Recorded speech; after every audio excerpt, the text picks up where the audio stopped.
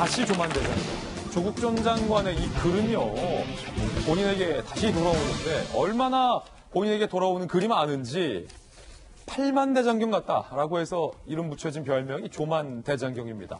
본인이 쓴 글대로 살았더라면 이런 비판 섞인 신조도 나오지 않았을 것이다 라는 조소 섞인 목소리도 오늘 조간신문에 나오고 있습니다. 정유라, 최순실의 딸 정유라 씨가 이른바 이대 교수의 도움을 받아서 대리과제를 했다라는 의혹이 불거지고 보름 뒤에 조국 전 장관이 이런 글을 올립니다. 조국 전 장관이 경악한다라는 글을 올렸어요. 조 전 장관이 그런데 정유라 대리과제 제출 비판 글 경악한다라는 글을 올린 시점이 본인의 아들 조지 워싱턴대 미국 시험을 대신 쳐주고 보름 뒤에 정유라의 대리과제 제출에다가 경악한다라고 글을 올린 겁니다. 당시 이인성 전 이대 교수가 정유라 씨 대신 과제를 만들어서 제출한 사실이 적발돼서 징역형을 선고받죠. 교수직도 박탈되니까 거기에 대해서 조국 교수가 경악한다. 어떻게 숙제를 대신해줄 수 있어? 라고 글을 올린 겁니다. 그러자 어제 진중권 전 동양대 교수가 조국 교수가 당시에 경악했다라는 그 트윗을 캡처해서 사진을 올리면서 What kind of person are you? 당신은 어떤 종류의 사람입니까? 라고 직역될 수 있습니다만 이거 의역하자면 넌 뭐냐? 넌 누구냐? 도대체 뭐하냐? 라는 비판 섞인 강한 한 문장을 올리게 됩니다. 허나 소장님. 네. 두 건이 지금 드러났잖아요. 둘 다 안 됩니다. 숙제도 대신 해줘서도 안 되고 시험도 대신 쳐줘서도 안 되는데 과제를 누군가 대신 내준 거랑 시험을 그냥 대신 싹 다 쳐준 거랑 죄질이 뭐가 더 나쁩니까? 둘 중에 하나를 제가 대답해야 된다면 독인 개긴이지만. 네. 시험을 대신 쳐준 사람이 더 나쁜 거 아니겠습니까? 그러면 과제 제출한 거에서는 경악이니까 시험 대신 쳐준 거는 경악입니다. 네, 그런 느낌인 것 같아요. 정말 이제 너무 기가 막혀서 웃음밖에 안 나올 것 같아요. 아마 시청자분들도 기가 막히다라는 생각을 하실 것 같은데, 기가 막히다.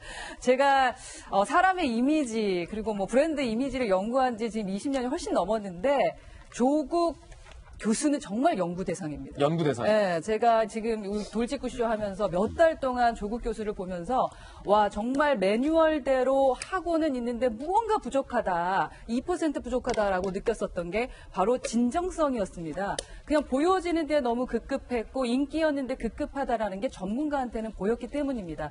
제가 2016년도 대선 현장 갔었거든요. 그때 왜 갔냐 하면은 힐러리가 분명히 대통령이 될 줄 알았는데 트럼프가 나왔잖아요. 미대선에 저렇게 막말하고 여성을 비하하는 어떻게 저런 남자가 대통령 선거에 나올 수 있나 내가 직접 가서 확인을 해야겠다 싶어서 갔었거든요. 근데 현장에 가서 직접 보니까 대통령이 되겠더라고요. 그래서 제가 예측했었어서 그걸로 좀 화제가 됐었었는데 제가 이 말씀을 드리는 이유는요. 본인의 진정성, 자신이 생각하는 거 거의 대부분의 정치인들이 이미지 전략으로 보여주면서 어떻게 하면 시청자라던가 국민들이 내 마음을 알아줄 수 있을까, 나의 이 정책을 알아줄 수 있을까에 대한 전략을 짭니다. 하지만 자신의 인기를 끌기 위해서 저 때는 정치인이 아니었었고 분명히 정치를 한다고 하지 않았었던 것 같거든요. 네. 그럼에도 불구하고 저렇게 이미지를 활용해서 자신의 자리를 굳히고 자신의 것을 얻기 위해서 노력하는 사람 대한민국에서 아마 조국 교수가 최고봉이 아닐까라는 생각이 들어요. 막말을 했지만 기본적으로 막말과 거짓말의 싸움이었어요. 대선에서. 지금 조국은 거짓말쟁입니다. 그렇기 때문에 우리가 경악하는 거예요. 아예 거짓말만 시키면 되는데 본인이 다 하면, 그러니까 조적주 그리고 조로남불 얘기하지 않습니까? 그래서 그 상대편에서 막말이 나오기 시작을 하는 겁니다. 저는 지속적으로 한번 조국 교수를 좀 연구해 봐야 된다고 생각하고요. 우리에게 준 상처, 이 경악, 정말 기가 막힌 이 현상들을 어떻게 해석할 수 있을지 추후에 제가 한번 또 말씀드리도록 하겠습니다. 이제 김배은 박사님, 아니 이게 상식적으로 말이에요. 보름 뒤에요. 만약에 내가 아들의 미국 시험을 대신 쳐줬어요. 그거 안 된다는 거 뻔히 알잖아요. 교수니까. 그러면 상식적으로 정유라 기사가 띡 떠도 경악한다라는 글을 쓰다가도 멈칫. 아, 내가 보름 전에 나는 시험 대신 쳐줬는데 그냥 조용히 있어야겠다. 이게 통상적인 상식 아닙니까? 그렇죠. 게다가 2016년도 11월이라고 나오지 않습니까? 그때 정유라 씨가 썼던 SNS 글이 회자가 됩니다. 돈 없으면 니네 부모를 원망해. 이것 때문에 이대 학생들뿐만이 아니라 대한민국에 있는 많은 청춘들이 툭불 들고 나와서 이게 나라냐라고 외쳤던 예. 상황입니다. 그랬던 당시 정유라에게 특혜를 줬던 수많은 사람들이 있는데 그렇게 특혜를 줬다고 이화여자대학교의 교수님들이 줄줄이 사실 구치소년으로 가게 됐거든요. 아니 숙제 대신 해줬다고. 네. 그러니까 학점에 대한 그랬어요. 특혜를 줬다, 예. 입학에서의 특혜를 줬다, 여러 가지 일들 때문에 상당한 사법적인 문제제기가 됐는데 그러한 관점에서 바라봤을 때 조국 교수는 그냥 정치인이 아니라 서울대학교 교수였잖아요.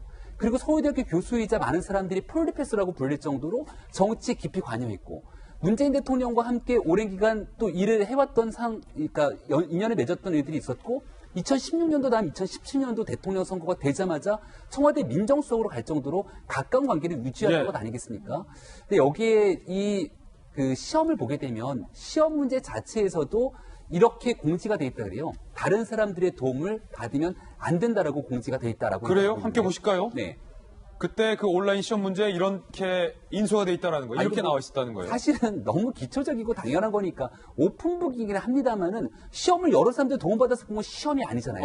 시험은 오픈북은 참고 자료일 뿐 여기에 대해서 타인의 도움을 안 된다라고 적시가 돼 있음에도 불구하고 온라인 시험제, 조지 워싱턴 온라인 시험제 타인의 도움을 받지 마세요. 받으면 안 된다. 이게 써 있었다. 써 있었죠. 그리고 그거를 처음에 아이폰으로 찍어서 아이메시지를 보냈던 것이고 두 번째는 야 이거 문자는 좀 안 보이니까 이메일을 보내라라고까지 했던 게 조국 전 장관 부부가 했던 일 아니겠습니까? 준비됐다. 보내라. 근데 여기서 타인의 도움을 받으면 안 된다라고 하는 의미는 바로 타인의 도움을 받으면 불공정한 거잖아요. 예. 그러니까 내 혼자 치르는 것이 공정한 것이고 근데 조국 전 장관이 보여줬던 자신의 자녀들이 해왔던 모든 일들은 바로 이 공정의 가치도 위배됐다는 겁니다.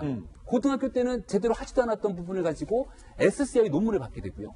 그리고 대학에 가서는 내가 제대로 열심히 노력하지 않았음에도 불구하고 학점과 관계없이 장학금을 받게 되고 예. 내가 열심히 노력하지 않았는데 어느 날 위조된 표창장을 받게 되고 예. 이 모든 일들이 사실상 공정의 가치와 위배되는 일들이 벌어졌던 건데 저는 조국 장관이 앞서 처음 질문 왜 최순실 국정농단 사건에서 이렇게 나쁘게 트윗을 써놓고서는 나는 이런 행동을 했을까라고 예. 물어봤는데 거기에 대해서 그런 일상의 생활이 그냥 이것은 매우 당연한 것으로 체화된 것이 아닐까. 나는 괜찮아.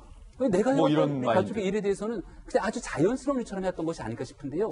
조금 전에 봤던 우리가 얘기했던 표창장 위조 부분 기생충에서 나왔던 것처럼 꽤 오래전에 막 위조하지 않았습니까? 예. 표창장 위조했던 그 방식 그대로 나중에는 아들에 대한 인턴 증명서까지 또 위조한 상황들이 드러나고 있는 것들을 보건데 이러한 조국 장관의 일상은 생활이었구나라고 볼 수 있는 것 같고 근데 도대체 이런 모든 일들이 있고 문제투성이인 사실 그런 지식인을 어떻게 대한민국의 민정수석과 법무부 장관으로 앉히면서 아무 문제가 없는 것처럼 얘기할 수 있었는지 사실 그런 멘탈에 저는 조금 더 의구심이 가긴 합니다.